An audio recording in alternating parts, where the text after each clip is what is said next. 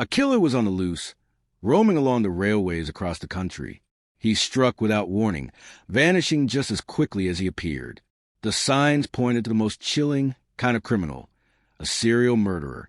This wasn't just random violence. It was a deadly journey, and law enforcement was determined to bring it to an end. With nearly 300,000 kilometers of railway lines spanning the United States, summer of 1999 became a time of fear for people living near those tracks, especially between California and Kentucky. A serial killer was traveling the rails, choosing his victims seemingly at random. His trail was soaked in blood, yet he left no trace of where he'd strike next. At the time, I was the former head of the FBI's New York office. As the body count rose, the FBI brought in a profiler to try to predict this killer's next move. It all began to unravel on December 17, 1998, in West University Place, Texas. That morning, a concerned woman called the police after her co-worker, a well-respected doctor in a nearby university, failed to show up for work. "This isn't like her," she told them. The doctor hadn't answered her phone all day and wasn't opening her door. Everything had seemed normal the day before. There were no signs that anything was wrong. When officers arrived, they found the house locked from the outside. It looked undisturbed at first, but the garage door was slightly ajar, and the inner door leading into the home was wide open. Jewelry scattered on the floor hinted at a possible robbery. "I need backup," possible break-in, an officer called in. Inside, the house was a mess. Officers moved carefully, unsure if the intruder was still inside.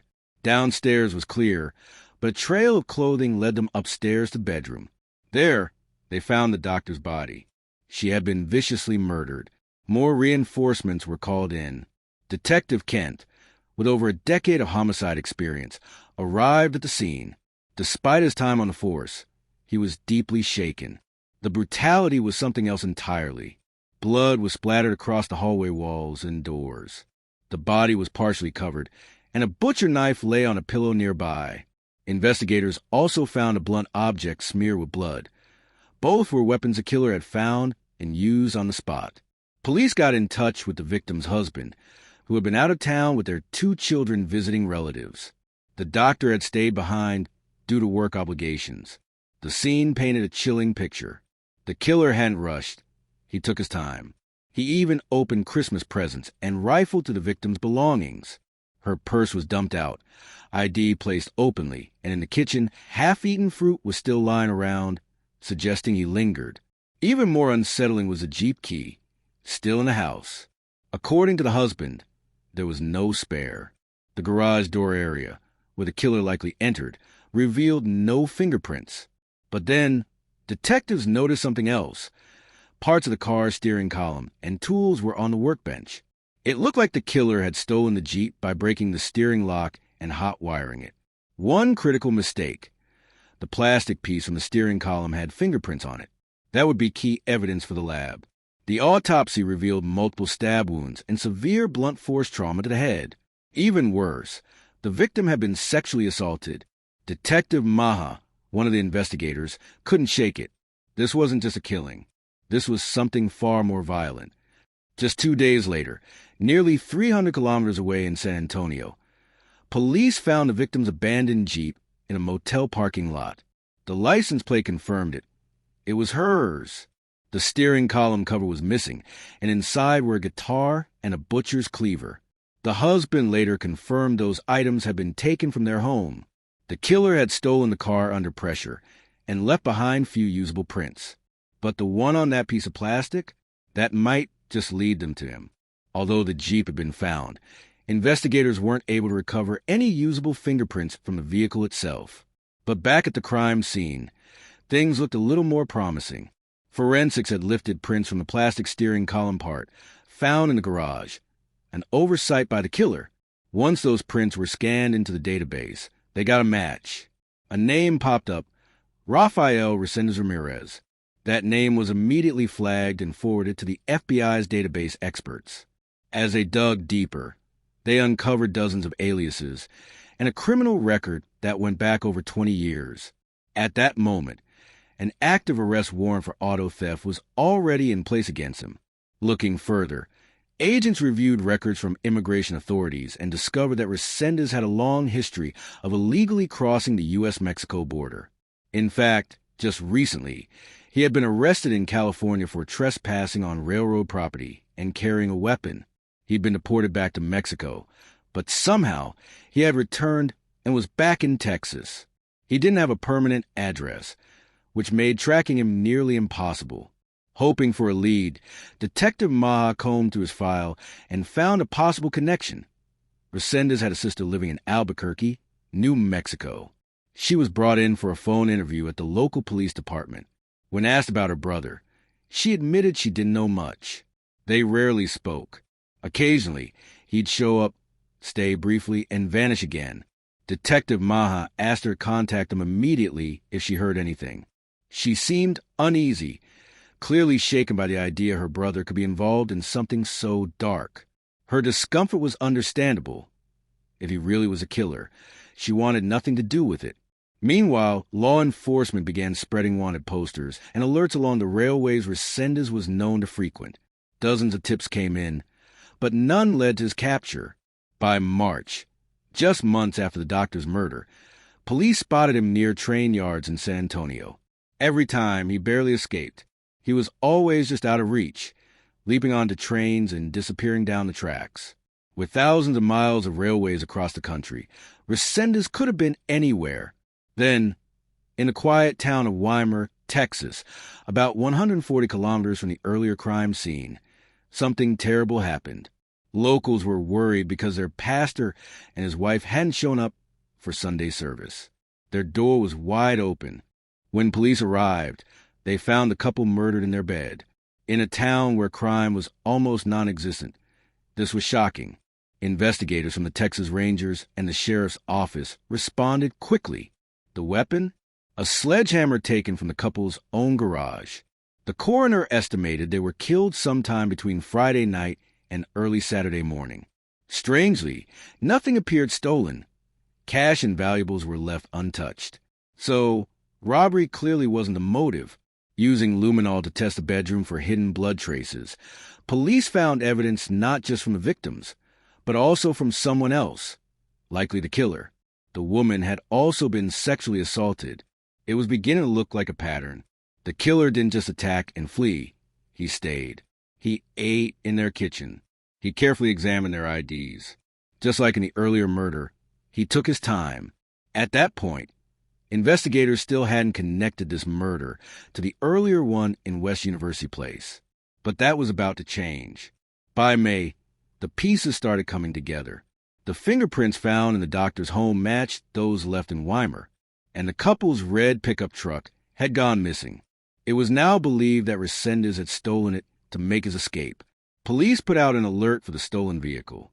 The evidence inside the house, the half-eaten food, the IDs displayed out in the open, pointed to something far worse than a random act of violence. This had all the signs of a serial killer.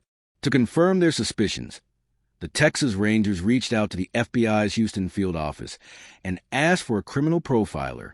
Special Agent Mark was brought in. He explained that every crime scene tells a story. You don't just get physical evidence like fingerprints or DNA. You also get insights into the killer's mindset. Every murderer has unique behaviors. These patterns, no matter how subtle, make them stand out. In this case, Mark noticed something striking. Unlike most killers who rush in and out, this one took his time.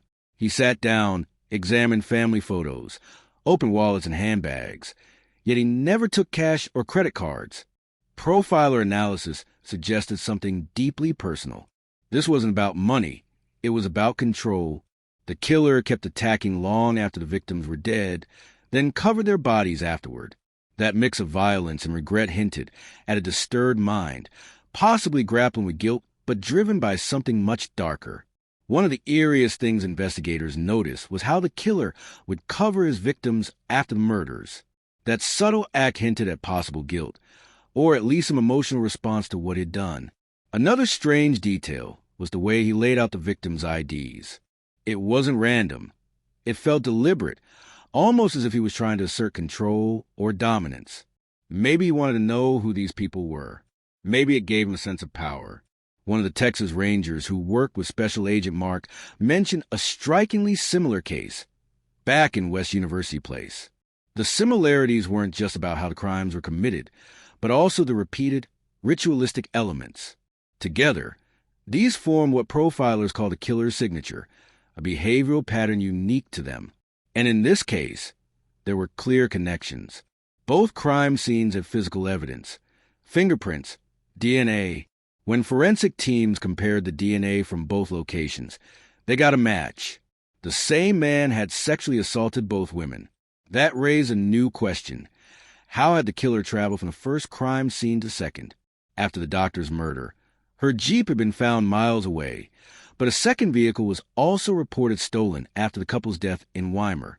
That led detectives to believe he was getting around either with stolen cars or possibly by train. As investigators reviewed the original crime scene, they noticed something important. Railroad tracks were located just 50 meters from the doctor's house. And across the street from the second victim's home, more train tracks. That was a connection.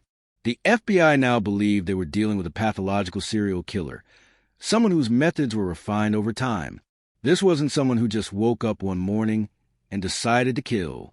These murders showed experience, repetition. This man had done it before, and unless he was stopped, he would absolutely do it again. Fearing he was traveling across the country by rail and stealing cars along the way, the FBI launched a nationwide search. A special task force was assigned to track him down. They quickly discovered that he had already left Texas and likely crossed the border back into Mexico. Due to the high risk of escape, federal agents obtained a multi-state arrest warrant, allowing the FBI to hunt him across state lines. It turned out Reséndiz had already been arrested more than 13 times over the years. Investigators pulled his prison records, hoping to identify patterns or contacts. They started interviewing people who had known him, but almost no one really did. His own family barely had contact with him since he left for Acapulco at age 12 and later ended up in Florida. Despite the lack of information, the profiler tried to piece together who this man really was, his background, his habits, and most importantly, where he might strike next. The FBI's behavioral experts were brought in to search their case database for similar unsolved crimes. Almost immediately, something surfaced, an attack in Lexington, Kentucky that took place in 1997. A Hispanic man had assaulted a college couple walking near the train tracks late at night. The male victim was bludgeoned to death with a rock, while the woman was brutally sexually assaulted. Though she suffered devastating injuries, she miraculously survived. Barely clinging to life, she dragged herself to a nearby home, where the residents called police. She later described the attacker well enough for police to create a sketch. When Agent Mark received that composite drawing from the Lexington PD, it was an exact match, but there was a resemblance. It gave him cautious hope. The team still had DNA samples from that 1997 attack. Those were sent to the FBI's lab in Washington, D.C. for comparison. Forensic analysts focus on 13 specific regions of the DNA, building a detailed genetic profile. Each section was as unique as a person's appearance, like someone who's 6 feet 3 inches left-handed, with brown eyes and red hair. The more segments they analyzed, the clearer the identity became. Once the DNA profile was complete, the lab reached out to the Texas team.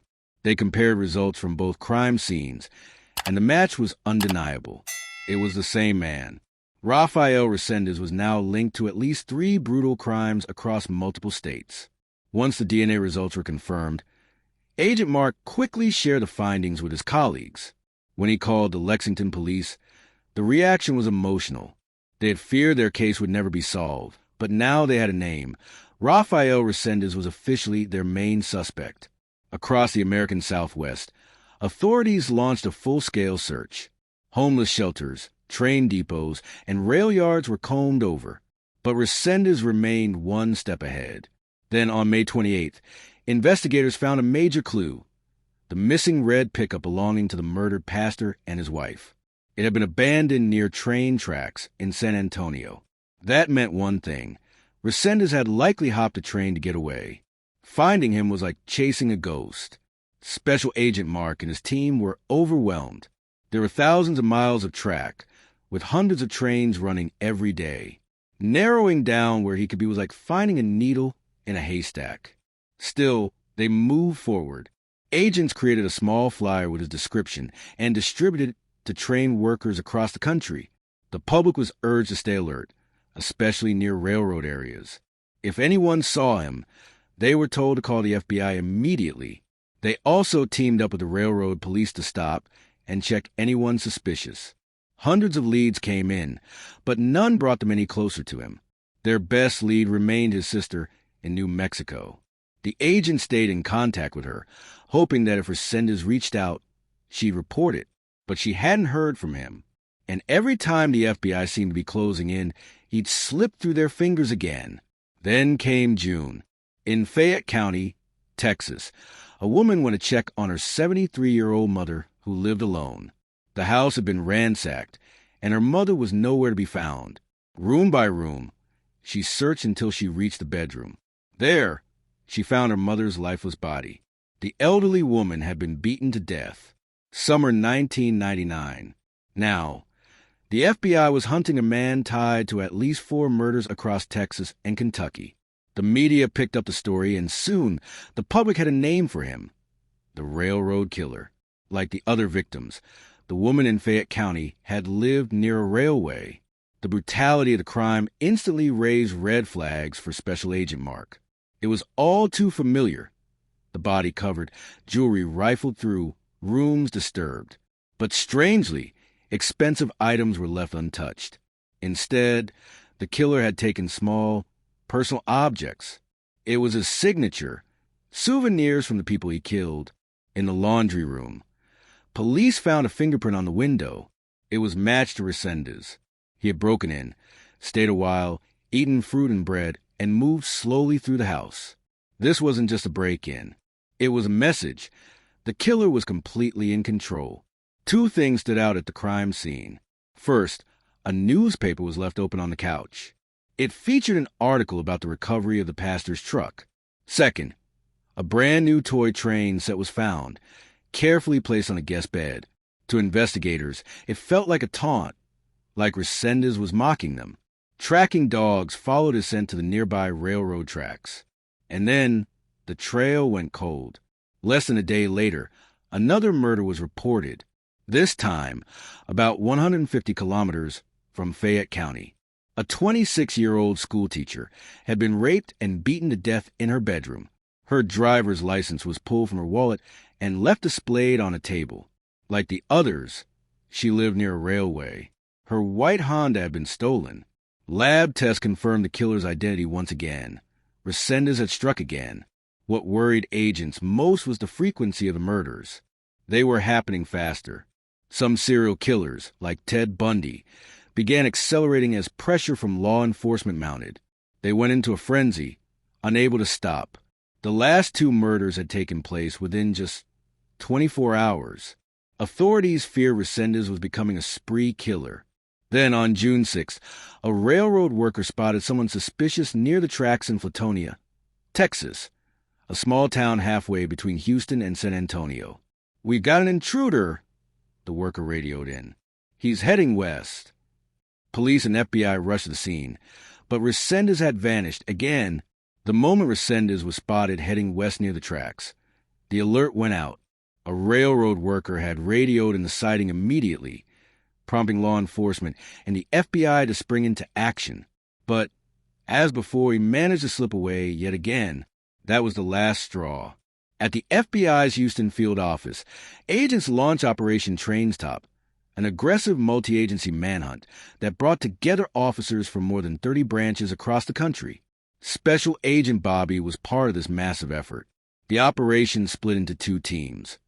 One focused on solving and connecting the murders, collecting evidence that could eventually secure a conviction. The other had a singular mission: find and capture Rafael Reséndiz. The tracking team started digging into his past. They discovered that Reséndiz had spent years as a migrant laborer, moving all across the United States. In Washington, he picked avocados.